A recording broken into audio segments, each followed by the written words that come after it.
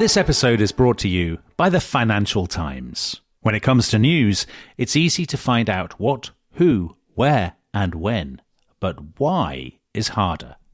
FT journalism goes deeper to help you see the whole story and understand the issues that matter. Why did it happen? Why is it important? Why will it matter?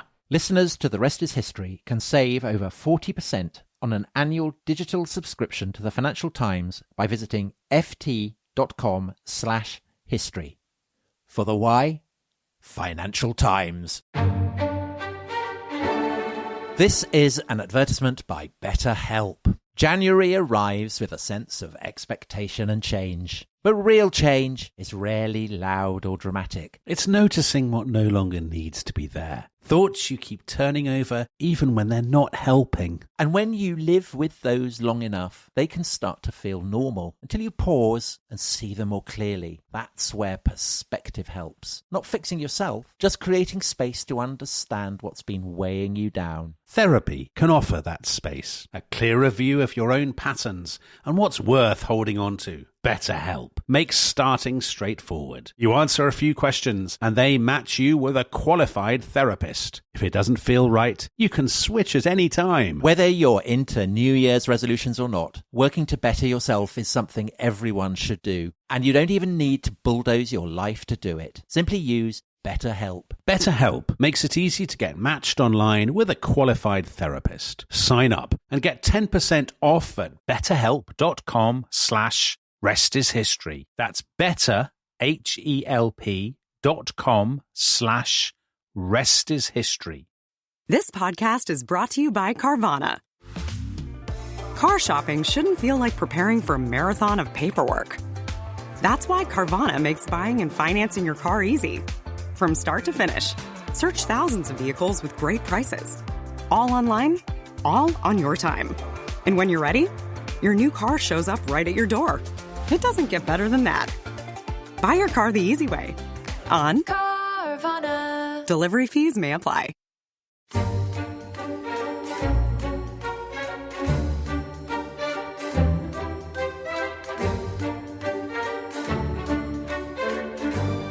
Dear Mrs. Thatcher, you have succeeded where we failed. Since the dispatch of the task force to the Falkland Islands, 266 Argentine military advisors have been withdrawn from Central America. Thank you. Yours in the democratic struggle, FDR, the Revolutionary Democratic Front of El Salvador. Improbable fans of the Iron Lady, and what makes that even more extraordinary is that the message came with a bunch of flowers. It did. So, Dominic, I got that, of course, from your brilliant book, Who Dares Wins, with its climactic account of the Falklands War. The first three episodes, we've looked at the causes of the war, early stages, and in the final episode, we looked at the British land victory, the surrender of Port Stanley. What is the impact of this back in Britain? Presumably for Mrs. Thatcher, it's all her Christmases come at once. It is. It's absolutely colossal. Whether it's transformative is a different question, but it definitely has. Well, so Dominic, on that, I'm just going to say for the listeners that we have quite a lot of questions about the overall legacy. Yeah. So I'll ask those in the second half. But okay. If we get, just for now, let's just focus on the immediate impact. So she announces the surrender 9:00 in the evening on whenever it is, the 14th of June. She goes in and she says, white flags are flying over Port Stanley, and there's a huge roar from the both sides of the House of Commons, because in those days, of course, the Commons often, the meetings went on long, and that they had ridiculous kind of timetable, and also not televised, is it? Not televised, so it's only on the radio, but it's also late at night. Michael Foot, the Labour leader who we talked about earlier on, he gives a very gracious tribute to her. He says, if the news is confirmed, there'll be great congratulations from the House tomorrow to the British forces who've conducted themselves in this manner, and, if I may say so, to the Right Honourable Lady. He congratulates her. And that is actually, given Michael Foot is a splendid man, I think. Given her later very controversial reputation, That's a really interesting and illuminating moment. And actually, he was an honourable man. He was an honourable man. He and I mean, we haven't talked about Jim Callaghan in this series at all, Tom, which is a shocking oversight.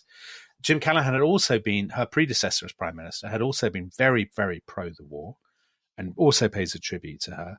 And generally, I think in the couple of days after the surrender, people sort of are queuing up to pay tribute to her. Would it be fair to say Mrs. Thatcher was a famously divisive figure?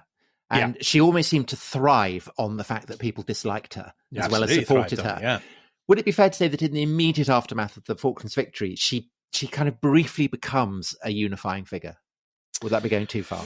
I think it may be going a tiny bit too far, but I do think this is the unique moment in her political career where she is, I mean, probably the only exception is when the IRA tried to kill her in 1984, is when she gets a lot of praise from all sides. So I've got a quote here from the Daily Mirror. So the Daily Mirror had really, absolutely the voice of the Labour Party, had led the attack on her economic policies, front page after front page, for the first part of her first term.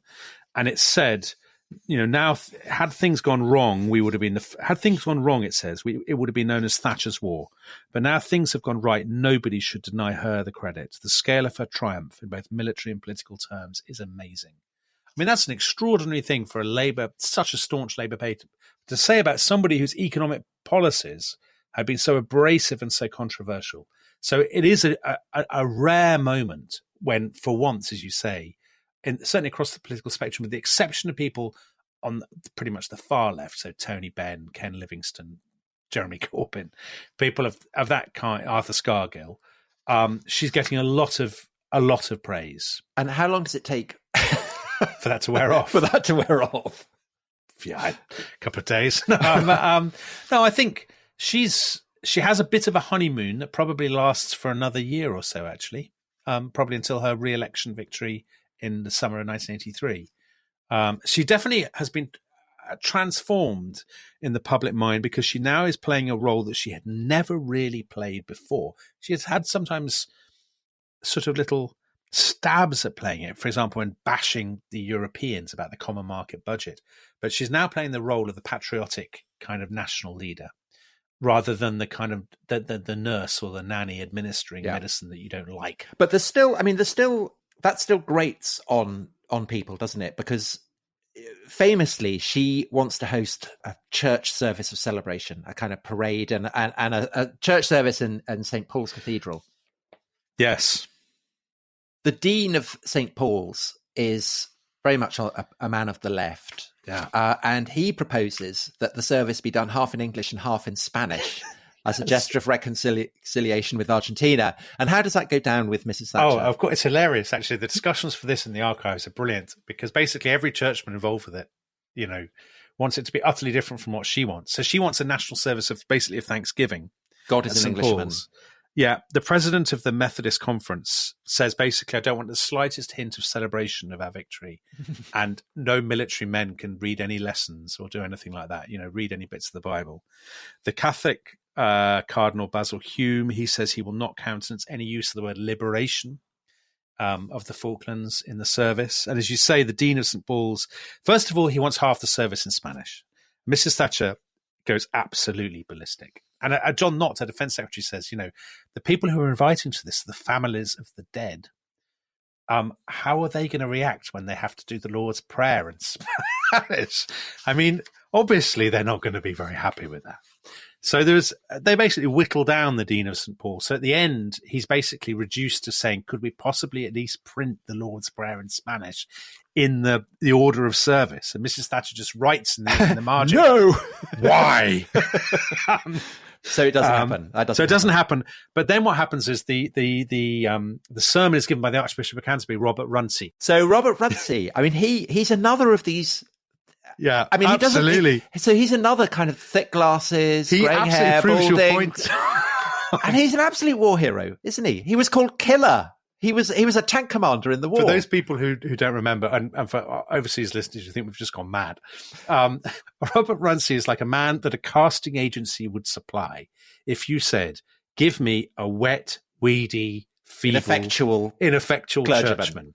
Because his voice, everything about him, exudes that. And yet, as you say, he'd been a tank commander in World War II who was called Killer. Yeah, because of his and he got the VC, didn't he? I mean, he was incredibly brave. The military cross again. I mean, he was after very, leading very an brave attack man to knock out 3 German gun emplacements under heavy fire.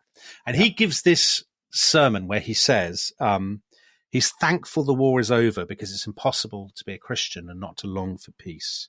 And he says all this sort of stuff. The deaths of so many young men is nothing to celebrate. And of course, we talked in the previous episode about the Sun newspaper. So the Sun, the day after that, when they hear that, they go absolutely mad. And they call him the arch wimp of Canterbury. So this is Kelvin Mackenzie, who has not taken out German gun emplacements or won the MC. No. And the Tory backbencher Sir John Biggs Davison says, it is revolting for cringing clergy to misuse St. Paul's to throw doubt upon the sacrifice of our fighting men. I don't know if he's knocked out German gun emplacements under heavy fire. Yeah. But anyway, yeah. But actually the response to his sermon was quite positive, wasn't it? From people who'd attended. I mean, Mrs. Willie Thatcher Whitelaw wasn't too cross about it. No, she makes a point of congratulating Runcie afterwards, and then it's later claimed as a bit of an urban myth, I think, that she thought it was awful. I think she was probably in an enervated state anyway, because the arguments about whether there was going to be any Spanish. Yeah. But certainly her cabinet ministers, so those other people who had served in World War II, thought it was great. Like Willie Whitelaw, her sort of deputy, her Home Secretary. He says, I felt that he spoke exactly for me. His words were those of a soldier who understood what war is. So, and Mrs. Thatcher stands at the parade looking like the Queen. Yeah, so the parade is later in the year. They have a military parade through the city of London, organised by the city, and she basically takes the salute of the army. There's also a dinner or a lunch or something where she gets standing ovation from all the soldiers. I mean, she loves all this. She is absolutely Elizabeth I. Yeah, it's her dream, of course. Well, I mean, why wouldn't you? Winston. Yeah, she is Winston at this point. This is the thing. She was 13 years old, Tom, when World War II broke out. So very impressionable age. She worshipped Churchill, and she is absolutely playing the part of a sort of female Churchill who has defeated a fascist enemy, all this sort of stuff. So absolutely she glories in this. Okay, so the electoral effect of this. Two questions. One from Stephen Clark, friend of the show. Yeah. Without the task force's liberation of the Falkland Islands, would Prime Minister Foote have been able to enact the policies listed in, quote unquote, the longest suicide note in history? So that's the Labour manifesto of 1983. Yeah. And Benjamin Bitton. Bitton? Not the composer. Benjamin Bitton. It's a joke, Dominic. Okay. It's an amusing pun. Okay. Sorry, Benjamin. Did the war cost the SDP Liberal Alliance, so that's the third party, the centrist party that briefly had looked as though it might even become the government, did it cost the SDP Liberal Alliance the 1983 general election and ensure at least 13 years of Conservative rule, or was that always going to happen given the split in the left of centre vote and the first past the post electoral system? So I suppose basically what both those questions are asking. They're mutually exclusive questions, though, aren't they? Well, they are kind of, but they're also kind of not, because essentially what they're asking is, did the Falklands War make a Conservative victory in the 1983 election inevitable? I mean, maybe the SDP would have won, maybe Labour would have won, but the Conservatives would the Conservatives definitely have lost had the Falklands War not happened. Okay, so I could spend hours talking about this, Tom. Well, you mustn't. 5 minutes. So the very short answer is yes, it did make it inevitable, but it was probably going to happen anyway, the Conservative victory. So let's start with the Labour counterfactual, Stephen Clark's counterfactual. Michael Foot, when he became, you have heaped praise on Michael Foot in this podcast, Tom. Michael Foot was a fantastically absurd person for the Labour Party to have chosen. I know, but I always loved Michael Foot as the leader of their party. Up for him, but yes, he was. His poll ratings from the moment he became leader were absolutely abject. I mean, they were awful, and his party had been hideously divided in the course of 1981. I think we talked about this in our 1981 podcast, ripped apart by this sort of civil war between Tony Benn and Dennis Healey, and Foot had struggled to impose his authority. The public never, ever showed the slightest sign of warming to him. Labour, of course, went into the 1983 election very bitterly divided, with the manifesto that a lot of its own MPs or candidates were uncomfortable with because they saw it as too left-wing. I don't think there's any it's very hard to imagine a scenario in which Labour win an overall majority in 1983. As for the SDP Liberal Alliance, again, how often do third parties rocket up in the polls in Britain and then just come crashing back down to earth, stymied by the electoral system, but also because their support is so soft, is a protest vote. And I think that's absolutely, the whole history of the SDP Liberal Alliance suggests that that's the case. Now, the argument is often, I said at the beginning, is it transformative? Because people often say, well, look, Thatcher was so unpopular before the war happened, and the Tories were third in the polls and all this sort of stuff. But what that misses is the sort of nuance, which is that the Tories had reached their nadir at the end of 1981 when the economy was in the absolute doldrums, but they were actually recovering in the early months of 1982. And is that because the economy was recovering? Because the economy was turning up, because basically interest rates were beginning to come down, consumer spending was going up, the worst, the terrible recession was, so that's largely 3 million unemployed. Well, it's still very high unemployment, but the worst of the recession was over. So if you were in work, if you're one of the 9 out of 10 people in work, you were now having rising wages and you were spending more money. So there's a big investigation to this in an article in the British Journal of Political Science, very detailed, tons of graphs, which I won't bore everybody with. But they basically say what the Falklands War does is it accelerates a Tory recovery that probably would have happened anyway. It maybe accelerates it, maybe accentuates it, but I think that Mrs. Thatcher was always going to win the 1983 election. What obviously the war does is it provides a very good explanation for people who hate her, why she did it. Because they think she's a monster, and how on earth could the British people have voted for more of this awful medicine? And the war becomes the explanation. So before we go to a break, one last question from Simon Girdleston, looking at the losers in the war. Yeah. And he asks, how important was the defeat in the Falklands in bringing down the Argentine military government the following year, or was it likely to collapse anyway, given the economic problems? So that's basically the same question that you've just answered with regard to Britain, applied to Argentina. Well, that's a really interesting question, because most of those military regimes in South America were on a path towards democracy, but certainly by the end of the 1980s. So even Chile, actually, the Argentines' great rivals. But it probably would have happened later. Galtieri has to go straight away. So what happens to Galtieri? He goes to prison. Yeah, so Galtieri resigns almost immediately, within days. He's basically removed from power by an internal, the military spent a lot of time feuding in there, looking for scapegoats. So he then goes off to a sort of country estate for the next 18 months, which actually isn't a bad outcome for him. I don't know what he's doing, riding horses and drinking Malbec or something.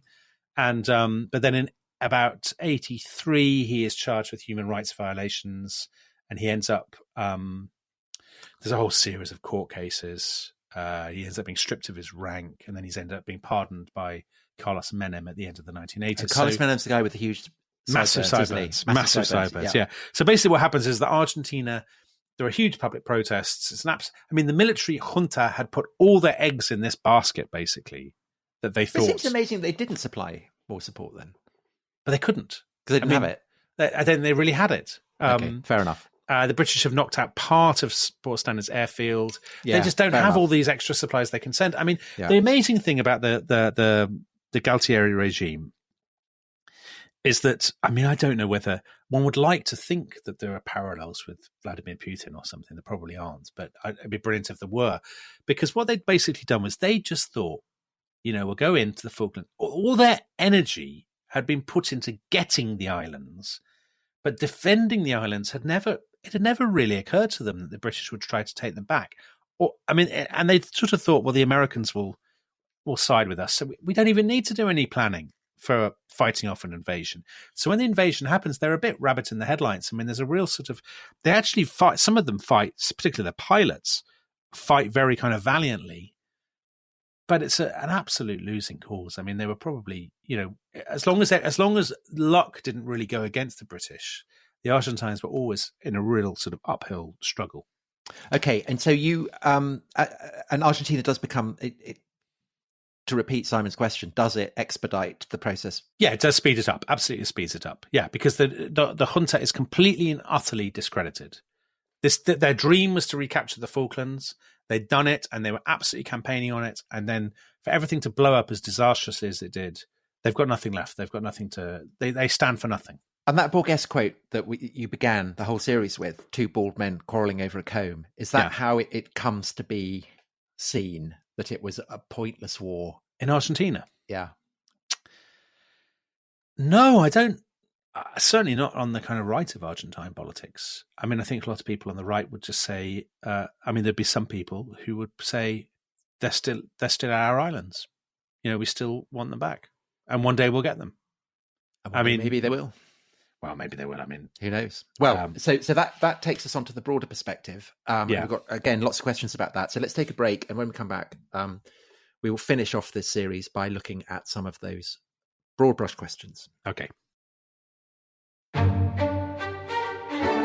This episode is brought to you by Rocket Money. Tom, we often talk about how to organise our finances. I'm very conscious that I'm paying for a lot of mad subscriptions. And there's one thing that we've talked about often on this show. It's the thing that we probably hate more than any other, and it's a hidden fee. I would love to get my finances under control. There are all these things piling up on our bank statements, and I think I need to fix this problem. I need to sort this out and to stop this. I mean, my finances are so chaotic that I need this app. So I'll tell you what it is. It's called Rocket Money. It's a personal finance app that helps find and cancel your unwanted subscriptions. It monitors your spending and it helps to lower your bills so that you can grow your savings. With Rocket Money, you can track all of your subscriptions and you can easily cancel within the app with just a few taps, saving you time, avoiding charges. And you can also set budgets and goals and get personalized insights and regular reports to track how you're doing. They will even send you real-time alerts for large transactions, upcoming bills, refunds, and even low balances. So let Rocket Money help you reach your financial goals faster. Join at rocketmoney.com/ishistory. That's rocketmoney.com/ishistory. rocketmoney.com/ishistory. This episode is brought to you by the Financial Times. I think we both agree, Dominic, that in the clamour of countless voices competing to break the news and telling you the what, the who, and the where on these stories, there's often something missing, isn't there? There is, Tom, because I think to get a true understanding of any story, you really need to know why. Take FT journalism. It goes deeper, providing the insight, analysis, and perspective to help you see the whole story and truly understand the issues that matter. Why did it happen? Why is it important? And why will it matter? I've got a brilliant example.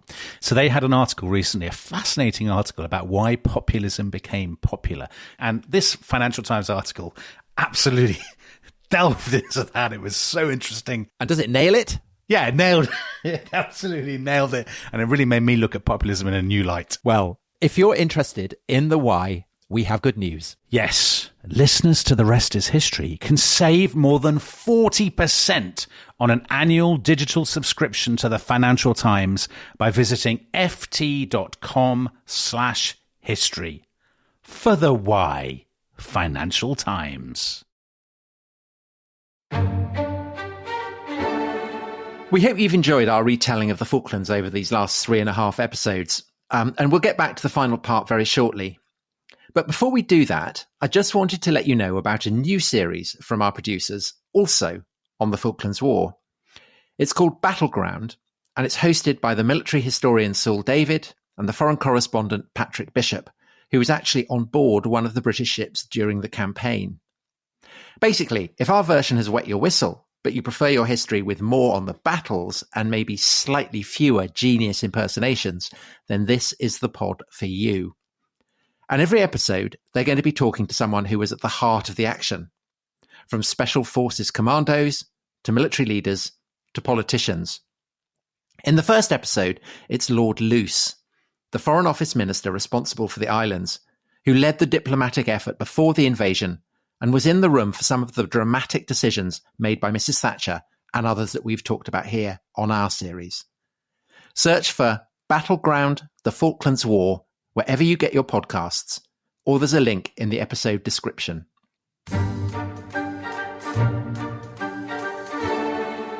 Hello, welcome back to the final part of our Falklands War epic. Dominic, we're going to pull the camera back now, look at, basically, I mean, this is quite an important question, bearing in mind we've spent, hours almost We have discussing spent this. hours. We have spent hours, Tom. We've been here all day. So did it actually matter? Does it have any kind of broad significance? So for starters, from Liam CJ97, what significance, if any, did the Falklands War have regarding the broader Cold War context in which it took place?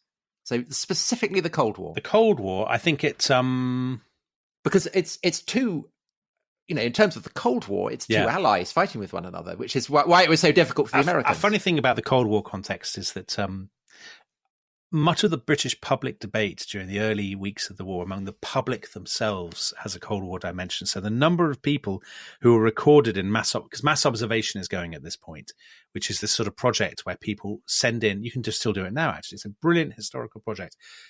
And all listeners should do it. You send in, you write about what's going on in your life. Hot takes. And your and what's going on, what you've heard people say, and how your life. And so it's a resource for future historians. And the mass observers sometimes record people saying, we have to go in because the Russians will go in next. Or they say, if we don't fight to get the Falklands back now, the Russians will be in the Isle of Wight tomorrow. Yeah. Or the Channel Islands. So people see it in that context. I think the Russians, they are impressed with the British fighting spirit and with Mrs. Thatcher. But also slightly contemptuous of it as an imperialist. No, they're sort of, obviously in public, they say it's an imperialist venture and all this sort of stuff. But I think they think it's, if they think about it at all, they think, the British actually showed much more spirit than we would expect. And they're not to be taken lightly. And certainly the other Western allies, so the parts of the Western allies, like say France, Canada, and so on. I mean, they bombard Mrs. Thatcher with private messages afterwards saying, what an amazing achievement. You've done so well. We really admire what you've done, all this sort of stuff. But actually, in terms of did it affect the outcome of the Cold War? No, not at all. Not at all. Okay. Is there a case to be made for its broader significance then in other terms? Yeah. So when we started the podcast in the very first episode, we talked about three different places, three different groups of people: the Falkland Islands, Argentina, and Britain. And it mattered enormously for all three. So let's do Argentina first. I mean, we talked about it at the end of the last episode. For Argentina, it is the nail in the coffin of the junta. They probably would have fallen at some point anyway because of the general trend towards democratization in Latin America. But it speeded that up. It utterly discredited the military regime. So it obviously had an immediate impact on Argentine politics. It's a colossal moment in recent. I mean, how many wars has Argentina fought in the last 100 or 150 years? Not that many. So it's a massive moment for them. For the Falkland Islanders, now this is where the Borges analogy, I think, falls down. The two bald men fighting over a comb, because the Falkland Islanders are not a comb. I mean, they would say we're a community. Now, there were some people around Mrs. Thatcher who said, bribe them, just pay them. So that's Alan Walters. Alan Walters. Talked about it in the first episode. Pay them to move, I mean, there were sort of people in the... Because it's so expensive to look after. Because it's too expensive to look after them. And it's too expensive to fight to get them back. Just in the same way that there were sort of letter writers to The Guardian in 1982 who said, who cares what they think? Bring them back, give them farms in Scotland or something. I think that's a pretty odd position to take, that everyone gets self-determination except the Falkland Islanders. I mean, clearly the Falkland Islanders did not want to be part of Argentina. They didn't want the Argentine military regime in charge of them. It seems, I mean, they'd been invaded. It seems odd to say that you wouldn't, that their interests are insignificant. And to reiterate, in terms of fashioning a war that makes Britain look as good as possible, the Falklands War is about as good as it gets, because, as you said, there are no people who are being oppressed by the Falkland Islanders. They've lived there for generation after generation. The people who invade are kind of torturers. They're fascists. It's insofar as a British war can shed the kind of imperial baggage. Yeah, the Falklands War is actually as unimperial or at least as uncolonial as you like to get, defending a British colonial territory. Well, let's get to. I mean, there are two objections that might be made to what you just said, Tom, or to what. I mean, I agree with you, but there are two objections. Objection number one might be, well, the islands should be Argentine anyway because they were Spanish before that. But it's very telling that neither Britain nor Argentina has ever referred the case really gone for referring the case to an international court. Or Spain has never. Well, Spain. Shouldn't they be Spain's? Maybe. Or indeed France. Or indeed French. I mean, they all. And the reason that the British and the Argentines haven't done it is because neither is completely convinced of That they'd win. That they'd win. But equally, it does seem weird to. I mean, the islands. Nobody there speaks. They don't speak Spanish. They don't have cultural links with Argentina. The Argentine claim, which is based on a kind of propinquity, I suppose, that they're only 500 miles away, is pure nationalism. Really, I mean, it's pure nationalism. So that would be my counter to the 1833, they should have been always Argentine argument. The other argument is that, the British are just imperialists. It's a legacy of empire and Britain shouldn't have it. But of course, the problem with that is, well, if the British are just imperialists and the Falklands is just a colonial relic, what's Argentina? Yeah. I mean, all the Argentines have Spanish or Italian. They don't have indigenous, sort of pre-Columban conquest surnames. They're all Spanish and Italian, European surnames because they all have Spanish and Italian heritage. Or indeed, or German or Welsh or fair else. Point, well made. Well, lots of Welsh, aren't there? In Patagonia, yeah. Patagonia, yeah. With the maybe dinosaurs. the Welsh. So dinosaurs and Welsh people. Maybe the Falklands should be a colony of a greater Welsh empire. Yeah. I'll tell you what distracted me, Tom, there was there's a series of books. Have you ever read a series of books by a guy called Malcolm Price? No. They're called Aberystwyth, Mon Amour, Last Tango in Aberystwyth, and so on. No. They're sort of noir fiction set in Aberystwyth in Wales. Really? And they're in a weird... clear in the title. They're in a weird parallel universe where Wales had a colony in where Argentina was Welsh. Oh, right. And, let's read it. Yeah, it's very good. They're very good. Anyway. So like Prince Madoc, who is supposed to have colonized North America in the Middle Ages. Is that right? Yeah. Oh, that's good. So there are scholars who think that there are traces of the Welsh language in various Native American. I'm dubious about that. Yeah, I let's say the scholarly consensus isn't entirely behind that argument, but it's there. Anyway, listen, we're That's a massive tangent. Yeah, it is. So here is a question from Diogo Morgado, again, very much a friend of the show. Dominic suggested that had Britain lost the war, it wouldn't think of itself as a major world power, and hence Brexit would never have happened. So what I love about summed that, up your hot Brexit take. He is familiar with my thesis. Yes. So why it matters for Britain, I think, is not because it ensures Mrs. Thatcher another term, because I think she'd have had that anyway. Why I think it really matters for Britain is that really since Suez, so you mentioned Suez when we were talking about the Commons meeting in the aftermath of the Argentine invasion, and you were weren't you putting up the net in your garden? That's right, yeah. The cricket net. Yeah. And this being a great moment of national humiliation. And the funny thing about that was absolutely the kind of thing that you'd expect to happen in Britain. Because in many ways, the story of the last few decades had been one of perceived national humiliation. So the loss of all the different bits of empire, Union Jacks coming around in places across the world, the horrible saga of Northern Ireland, which is a terrible sort of stain on Britain's international reputation in the 70s and 80s, rightly or wrongly. But also economic sort of embarrassments, the devaluation of the pound, having to get a bailout from the International Monetary Fund, all these kinds of things. This sort of perception of Britain as the sick man of Europe. So when the Falklands War happens, to me, I think that sort of sets the seal on all that. And that moment that you ventriloquize so splendidly, where Sir Henry Leach says to Mrs. Thatcher, if we don't fight, we shall be living in an entirely different country. Shall I do it again? Do you want to? Yeah, would you like to hear it again? I think the listeners would have found it. I can only guess what the listeners will be thinking when they come to listen to this, but maybe they will want it again. Yeah, let's reprise it. Go on then. Can we do it? Yes, we can, Prime Minister.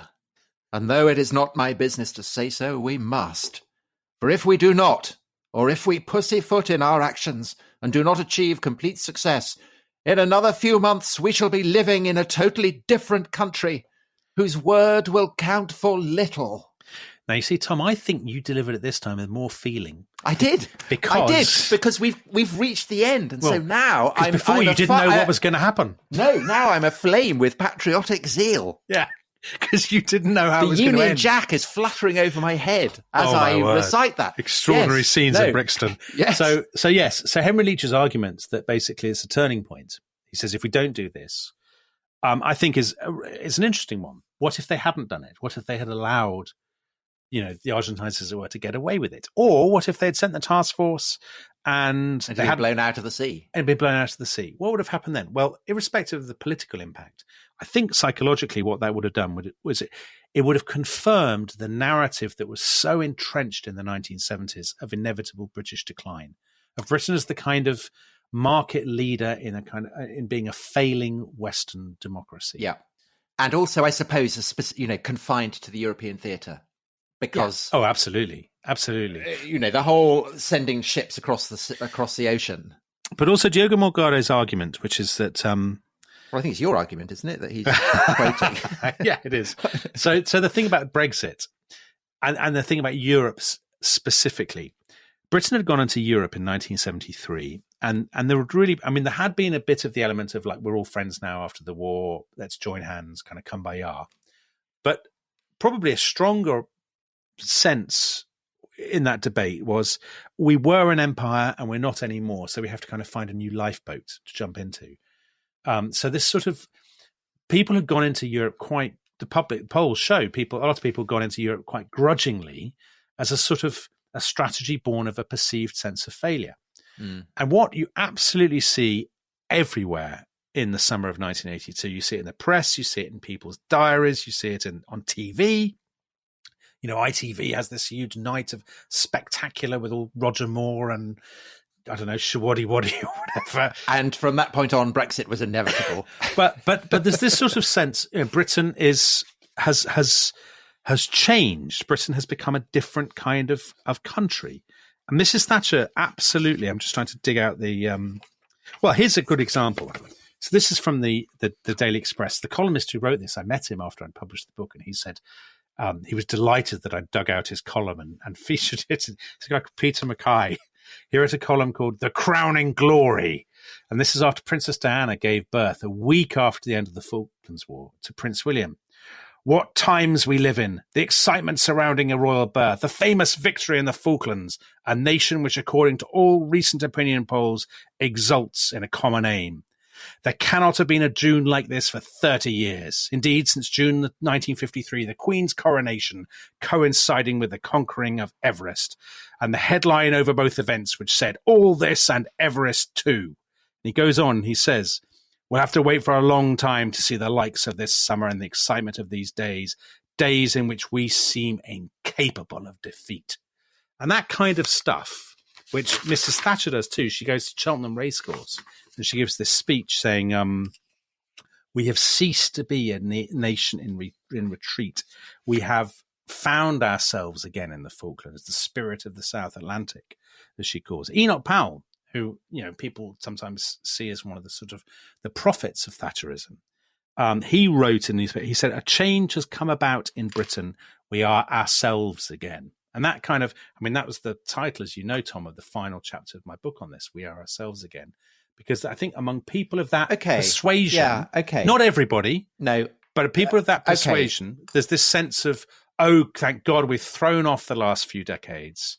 We're an exceptional country with an unrivaled past and a unique destiny. And the whole, now the European project gets in the way of that, despite the fact, of course, as we know, the French helped us, the Chileans helped us, the United States helped us. We didn't do it all alone, but the alone myth becomes absolutely embedded from this point onwards. Two possible objections to that. Yeah, go for it. One is that between the Falklands and the Brexit vote, you have the Iraq War, in which Britain is, a junior player in a disastrous war. Yeah. Does that not kind of, and again, is revisiting a kind of a scene of the colonial past in the form of Iraq? Yeah, but I don't think the Iraq War, does that not kind of have a knock on? I think it definitely does. Does it change the way people think about Britain? I think it changes. Well, I think it changes the way people think about Tony Blair, your pal Tony Blair, but it doesn't change. Support for the you said that support for the Falklands War in the wake of the war was kind of 80%, 20%. The Brexit vote was 52-48. So that implies that there's been quite a decline in the sense of Britain as a go it alone, have a go hero kind of country.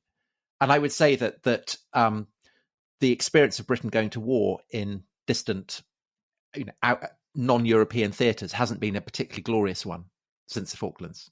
Yeah, that's true. I mean, obviously So Iraq and that would be Afghanistan part and of it. so on. But I don't think those conflicts are as... So what the Falklands, I think, is it's the sort of missing link in a way between them. The World War II myth, if you like, nation standing alone, summer 1940, Churchill, all that. I mean, when I say myth, I don't mean it's invented, but I mean it's taken on the quality. Yeah, of the mythic resonance. Mythic resonance. I think it's the sort of the thread, the staging post. Those are two different metaphors. Anyway, it's one of them. I know what you mean. Between 1940 and 2016. So this idea that Britain can do things, that it's refound itself, the flying of the flag, the patriotic populism. I mean, having spent far too long reading kind of tabloid newspapers from the 1960s and 1970s, there's not much of that patriotic populism in the 60s and 70s. There's actually a much wider sense of kind of defeatism, constant publishing of league tables in which Britain's at the bottom. And after 1982, the speed with which that vanishes from the national discourse is extraordinary. And I think, okay, you can't draw, it's not a simple direct line between 1982 and 2016. But if 1982 had worked out differently, I mean, just think what ammunition that would have been for the Remain campaign. Yeah, I guess I'm slightly playing devil's advocate here. But also, I think what it does more psychologically, I think the Falklands War rekindled, I mean, particularly in all the stuff we talked about with the Sun, the sort of, the tabloids, if you want to call it jingoism, call it jingoism. That feels very 18th century to me. It's very roast beef of old England. Completely. So that's my other question. Yeah. Is that reading about it now, there's an awful lot of stuff about kith and kin, and about the kind of the tradition of Drake. It's a heroic one. The Royal Navy, Britannia ruling the waves. Yeah. In a way that I think, there are clearly, that still has a resonance for lots of people in Britain. But one of the things that's striking about it is that everybody involved in, that we've talked about in this series is white, and it kind of draws attention to how much change there's been in the ethnic makeup of Britain since 1982 to now, and that must complicate the narrative of Britain's engagement overseas and the legacy of Britain as a great power. But I don't think it. But I don't think it would. I don't think it complicates it as much as if the Argentines had. I mean, the Argentines are. I agree, because the Argentines are the ideal villains. Yeah, they're the descendants of Spanish and Italian immigrants, so they're not. They're not an indigenous black population. Now that would complicate it enormously. So if the Falklands War had been fought again, so for example, maybe a parallel with the Falklands is the Indian annexation of Goa. So Goa had been a Portuguese colony, and India basically. So that's in the 60s, isn't it? Yeah, exactly, in the 60s. India annexes it. There's nothing Portugal can do.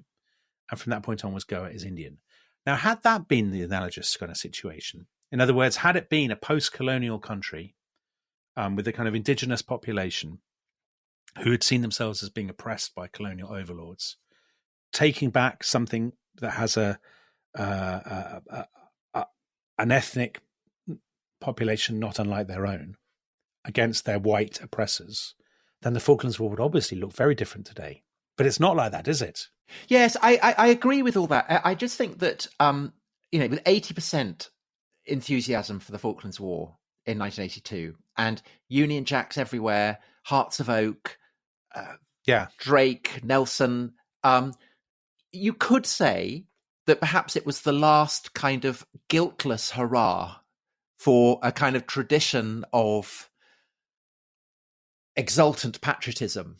And that, if you want to talk about Brexit perhaps for lots of people was a chance to express that again in a way that they felt had been made had been denied them in the intervening period. And perhaps that's why it was so polarizing.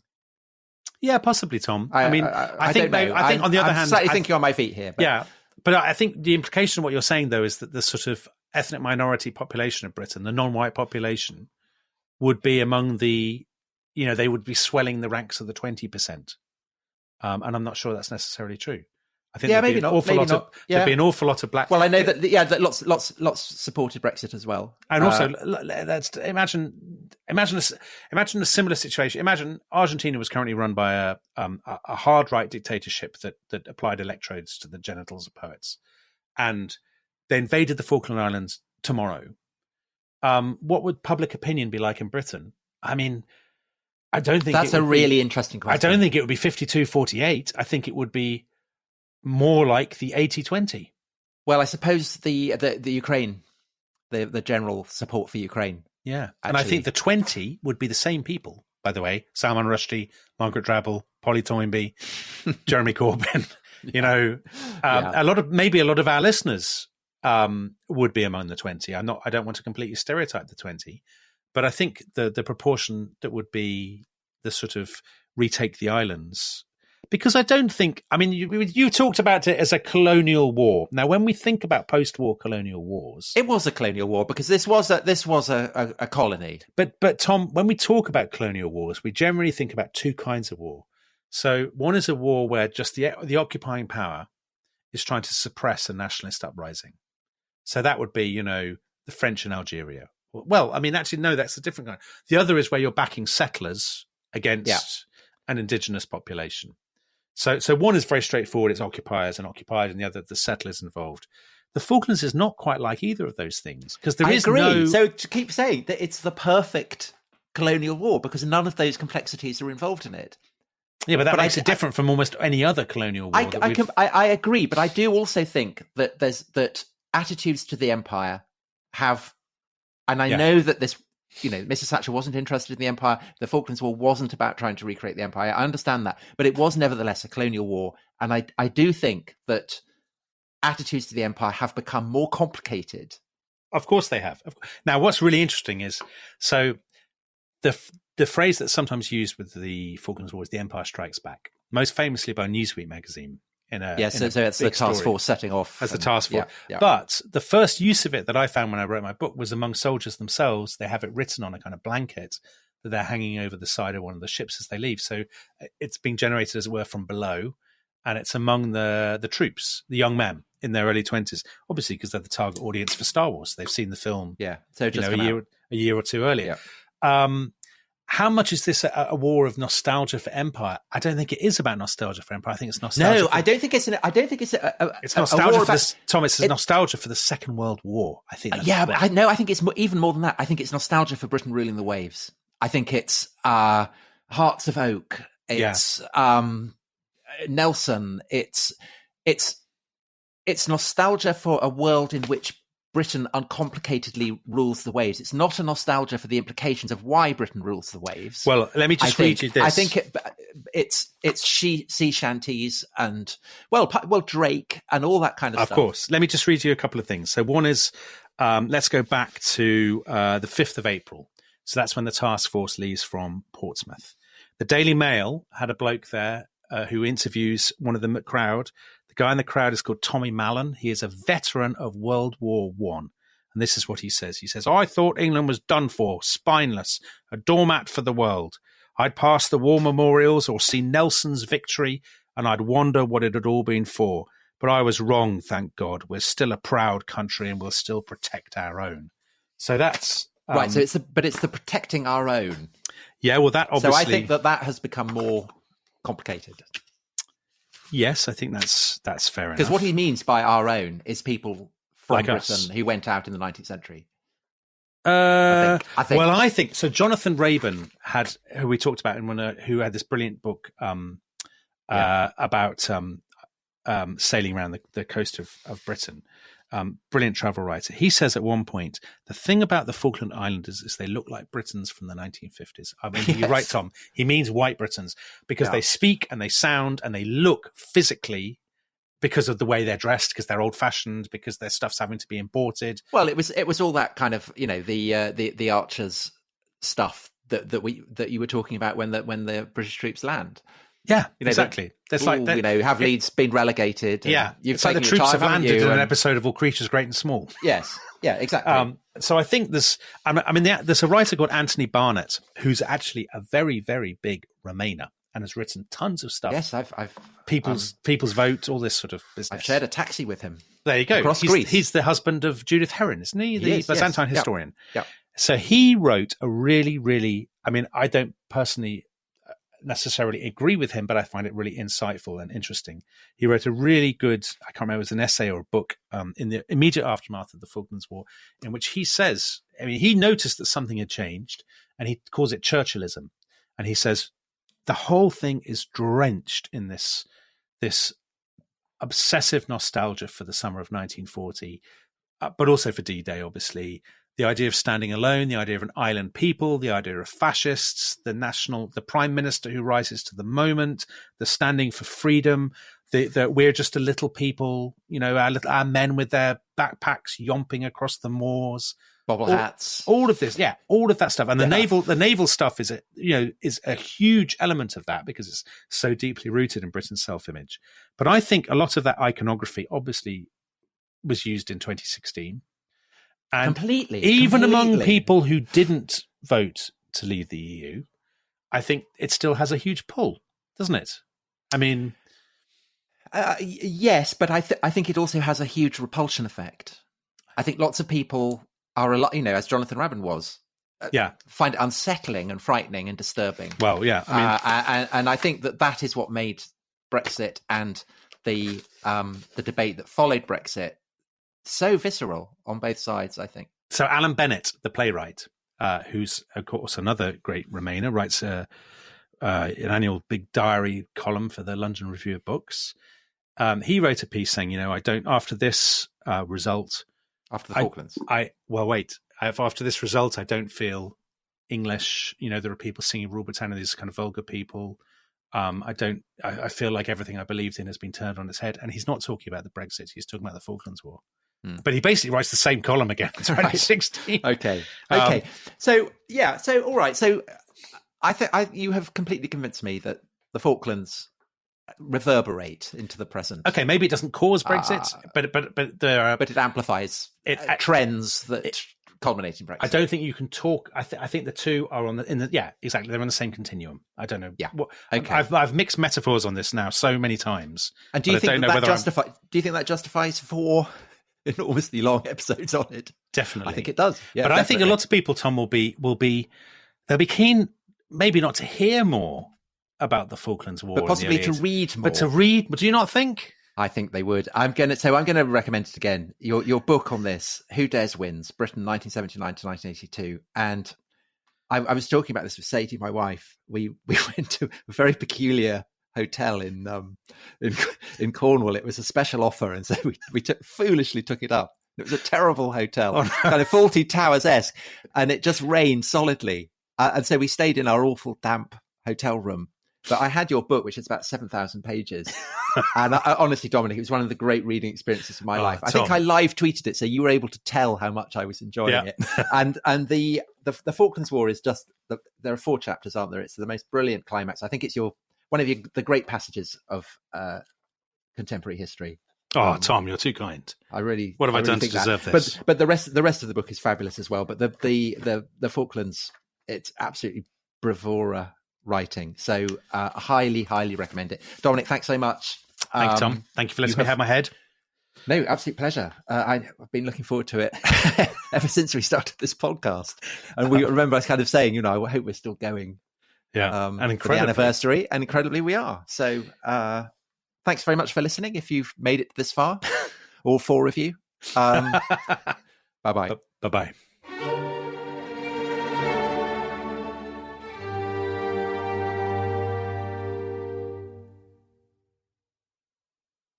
Thanks for listening to The Rest is History. For bonus episodes, early access, ad-free listening, and access to our chat community, please sign up at restishistorypod.com. That's restishistorypod.com.